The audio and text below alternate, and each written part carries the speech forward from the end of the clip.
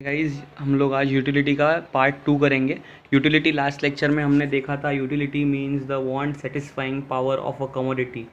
एक कमोडिटी की आपके वांट को सेटिस्फाई करने की क्षमता, power.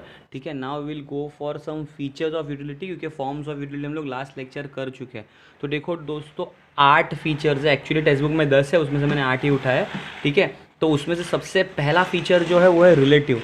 That is utility is relative. मतलब क्या, अलग अलग टाइम पे अलग अलग यूटिलिटी मिल सकती है। जैसे कि आपको यूटिलिटी ऑफ एसी कब मिलेगी, ज़्यादा यूटिलिटी कब मिलेगी, तो मेरे हिसाब से आपको एसी की यूटिलिटी ज़्यादा मिलेगी समर सीजन में, क्योंकि टाइम टू टाइम किसी ने विंटर में कभी एसी लगाया भी होगा, भरोसा नाही, वेडे लोक असतात आपल्या आजूबाजूला. पण एसीची जास्तीत जास्त युटिलिटी कधी असेल तर समरमध्ये. तो मतलब क्या, टाइम टू टाइम हमारा यूटिलिटी बदलते जा रहा है, या फिर हर एक पर्सन का utility time to time change हो रहा है. दूसरा होता है यूटिलिटी सब्जेक्टिव्ह. सब्जेक्टिव्ह म्हणजे काय, सायकोलॉजिकल डोक्यात किंवा पर्सन टू पर्सन. म्हणजे काय की पर्सन टू पर्सन युटिलिटी बदलू शकते. फॉर एक्झाम्पल, अल्कोहोल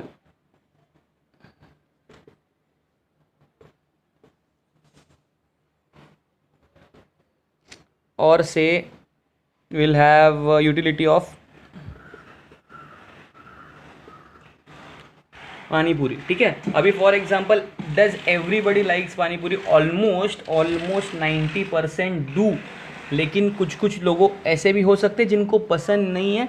मतलब क्या, इट विल चेंज. पानीपुरी से मिलने वाला utility will change from time to time, वैसे ही फ्रॉम पर्सन टू पर्सन. ठीक है, आता फॉर एग्जाम्पल बहुत सारे मतलब फॉर एक्झाम्पल अलेक्सा सुना आहे. अलेक्सा आपण त्याच्यात बोलल्यावरती टी व्हीवरती लगेच यूट्यूब वगैरह कनेक्ट होऊन डायरेक्ट प्ले होतं. तो अलेक्सा का यूटिलिटी किसी के लिए हो सकता है, किसी के लिए नहीं हो सकता. मतलब क्या कि, तो this will give you something और सम आइडिया कि person to person on product to product utility क्या हो जाती है, अलग अलग हो जाती है.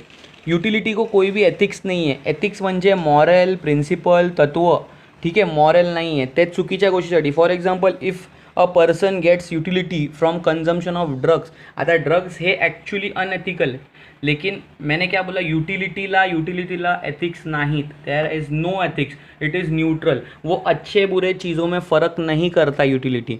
ठीक है, ये 3 स्टेटमेंट्स आपके लिए बहुत इंपॉर्टंट आहे. याच्यावरती ॲग्री डिसॲग्री किंवा ट्रू ऑफ फॉल्स येतं. ते म्हणजे utility is different from usefulness म्हणजे काय, वापर, यूज. दुसरं, utility is different from pleasure, आनंद.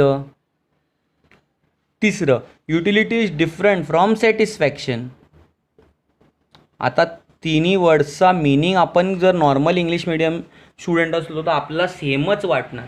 ठीक आहे, तो युजफुलनेस, प्लेजर, सॅटिस्फॅक्शन. तुम्ही ती वस्तू यूज केली, ती वस्तू यूज करून तुम्हाला आनंद भेटला म्हणून तुम्ही सैटिस्फाई झाला.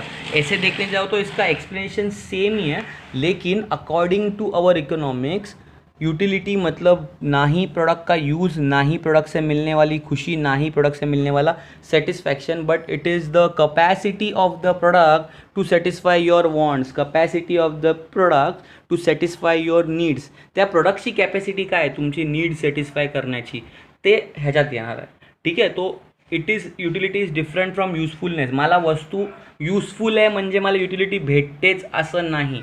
मला वस्तू वापरून आनंद होतो म्हणजे युटिलिटी भेटते असं नाही. ठीक आहे, मला सॅटिस्फॅक्शन भेटतं म्हणजे युटिलिटी भेटते असं नाही. Utility is different from all this 3 words. ठीक आहे, युटिलिटी कॅन बी मल्टिपल, म्हणजे एक प्रोडक्ट अनेक यूज. वॉटर एकच प्रोडक्ट आहे पण यूज किती आहेत, अनेक यूज आहेत. Single product maximum use, multiple use. एक प्रोडक्ट है एंड मल्टीपल यूज़ है, बहुत सारे यूजेस है, तो ये होता है मल्टीपल यूजेस.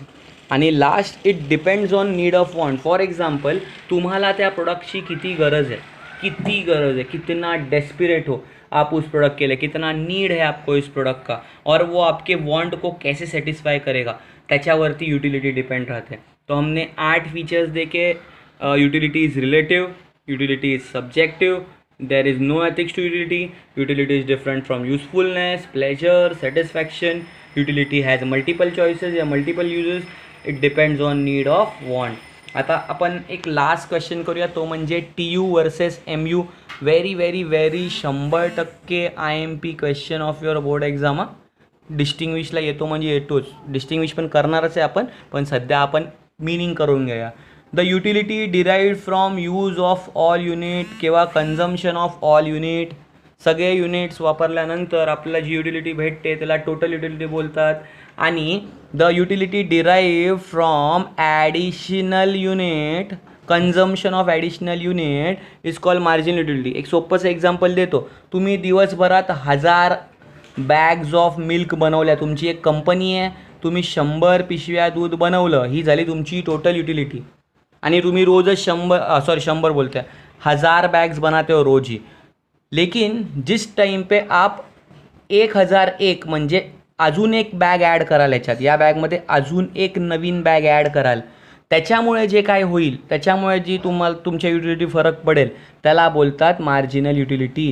एडिशनल यूनिट, आत्तापर्यंत तुम्ही किती प्रोडक्शन केलेलं 1000, उसमें कितना ऐड किया आपने 1, उसमें कितना ऐड किया आपने 1, तो 1000 में 1 ऐड करने पे उसको हमने जो अगला यूनिट म्हणजे सिंपल 10 यूनिट्स तुमचं प्रोडक्शन होतं, 11वां यूनिट प्रोड्यूस केल्यानंतर 11वां यूनिट प्रोड्यूस करने के बाद आपको जो यूटिलिटी मिला है 11वां यूनिट प्रोड्यूस केल्यामुळे उसको बोलते हैं मार्जिनल यूटिलिटी. ठीक है. सो ये आपका यूटिलिटी का सेकंड पार्ट है. We are left out with some things, जैसे कि मेरे को आपको ये चॅप्टर में और एक चीज़ पढ़ानी है, वो है TU वर्सेस MU से डिस्टिंग्विश. आणि आपल्याला मस्तसा एक चार्ट शिकायचा आहे म्हणजे डायग्राम. आतापासून तुम्हाला इकोनॉमिक्स में डायग्राम्स असणार आहेत. 11th में इतने नहीं थे, 12th में डायग्राम रहने वाले हैं. और हम लोग बहुत सारी इंटरेस्टिंग चीज़ें पडणे वाले आहे, जे ॲक्च्युली वाचल्यानंतर आपल्याला वाटेल की बाबा इकॉनॉमिक्स आपण जे बघितलं ते वेड्यांनी बनवलं का, पण नाही, त्याच्यातनं काहीतरी त्यांनी लॉज दिलेत, कुछ लॉ दिए हैं, वो अपने को सीखने हैं. ठीक है. Thank you, bye bye. हम लोग अगले लेक्चर मिलते हैं.